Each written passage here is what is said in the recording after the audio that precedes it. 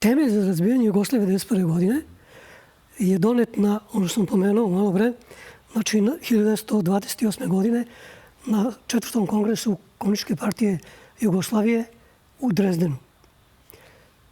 On je trajao 12 dana. Znači da je bio simpozijum. Kako komunizirati Balkan?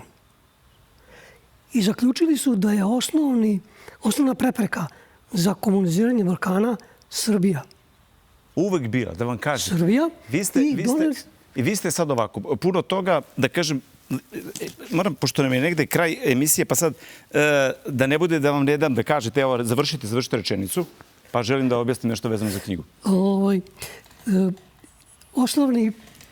Osnovni zadaci su doneti, znači razbijanje kičme srpstva i pravoslavlja, davanje samostalnih država Hrvatskoj, Sloveniji, Bosni i Hercegovini, Crnoj Gori, Makedoniji, Mađarima u Vojvodini dati veliku autonomiju. A Albanci, jedini način da se oslobode od, kako su oni rekli, velikoburžoaskog srpskog velikoburžoazije, oružani ustanak Albanaca.